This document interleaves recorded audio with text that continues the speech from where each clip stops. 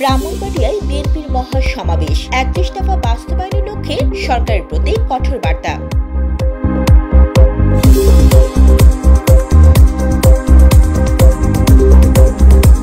আগামী 18 জানুয়ারি ব্রাহ্মণবাড়িয়ায় জেলা বিএনপির সম্মেলন প্রতিহতের ডাক দিয়েছে জেলা বিএনপির বৃহত্তর একাংশের নেতাকর্মীরা। রবিবার দুপুরে শহরের পৌর মুক্তমঞ্চে তারেক রহমানের ৩১ দফা দাবির বাস্তবায়নে আয়োজিত সমাবেশ থেকে এই হুঁশিয়ারি দেয়া হয়। সভায় জেলা বিএনপির সাবেক সভাপতি হাফিজুর রহমান মোল্লা কোচির সভাপতিত্বে ও সদর উপজেলা বিএনপির সাবেক সাধারণ সম্পাদক আলী আজমের সঞ্চালনায় বক্তব্য রাখেন জেলা বিএনপির সাবেক সাধারণ সম্পাদক জহিরুল হক খোকন। তিনি বলেন, বিগত 17 বছরে বিএনপির নির্যাতিত ও ত্যাগী নেতা কর্মীদের বাদ দিয়ে জেলা বিএনপির সম্মেলনের আয়োজন করা হয়েছে। মূলত একটি পক্ষ বিগত ফ্যাসিস্ট সরকারের লোকজন নিয়ে দল ভারী করে প্রহসনের সম্মেলন করার পায়তারা করছে। তারা পূর্ণাঙ্গ ভোটার তালিকা তৈরি না করে যে প্রহসনের সম্মেলন করার প্রস্তুতি নিচ্ছে তা ব্রাহ্মণবাড়িয়ার মাটিতে যে কোনো মূল্যে প্রতিহত করা হবে।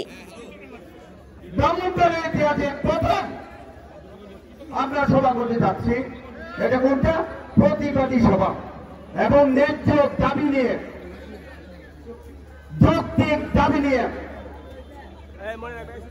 অন্যের বিরুদ্ধে একটা সত্যি অভিযানের বিরুদ্ধে, সত্যি অভিযানের পক্ষে আমরা এখানে আপনাদের নেতা কর্মীদের স্মরণ করেছি। বন্ধুরা আমার, আপনি কালকে একটা 11/1/2025 একটা তফসিল ঘোষণা করেছেন, বিকাল 5টায় ঘোষণা করেছেন। 5টার দিকে ভোটার তালিকা বিএনপি অফিসে প্রকাশ করা হবে। বিএনপি অফিসে কোথায় আপনারা কেউ জানেন? বিএনপি অফিস কোথায় জানেন? জানেন না। কোন কন্ট্রাক্ট নাম্বারও নাই। এবং আজকে 6টি চূড়ান্ত ভোট, আচ্ছা 1414 ভোটের তালিকা, এটা যাচাই বাছাই, এটা কি এই 8 ঘন্টা আর 7 ঘন্টায় সম্ভব? তাহলে কি বুঝাচ্ছি? অর্থাৎ একটা নিয়ম রক্ষার জন্য একটা তফসিল ঘোষণা করা হয়েছে।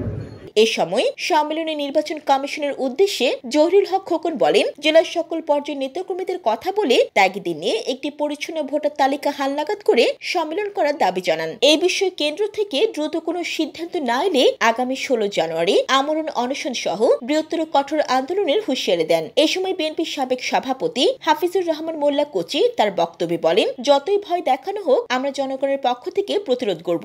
আমাদের লক্ষ্য একটাই, তা হলো গণতন্ত্রের অধিকার ফিরে পাওয়া এবং জনগণের শক্তি দিয়ে রাষ্ট্র কাঠামো পুনর্গঠন করা। তিনি আরো বলেন, তারেক রহমানের 31 দফা পরিকল্পনা বাস্তবায়ন করলে দেশের গণতন্ত্র পুনরুদ্ধার হবে এবং দেশের মানুষের ন্যায্য অধিকার প্রতিষ্ঠিত হবে। আমরা সরকারের বিরুদ্ধে রুখে দাঁড়াতে প্রস্তুত। দেশে প্রকৃত পরিবর্তন আনতে সবাইকে ঐক্যবদ্ধ হতে হবে। বিএনপি শান্তিপূর্ণ আন্দোলন চালিয়ে যাবে, তবে জনগণের দাবি না মানলে আরো কঠোর কর্মসূচি ঘোষণা করা হবে। তাহলে রক্ষা নেই ব্রাহ্মণবাড়িয়া থেকে। মাননীয় নির্বাচন কমিশনার, আপনাকে সম্মান দিয়ে বলছি, আপনি ব্রাহ্মণবাড়িয়াতে আসুন, ব্রাহ্মণবাড়িয়া দেখুন, ব্রাহ্মণবাড়িয়ার মানুষের কথা শুনুন, ন্যায় বিচার যেটা সেটাই সঠিকভাবে আপনি পালন করুন। একটি জায়গায় যদি মিস করেন তাহলে কিন্তু আমরা আপনাকে মানব না। জানি অর্থায়ন দিতে চাই, এখানে কোনো আজাদ নেই।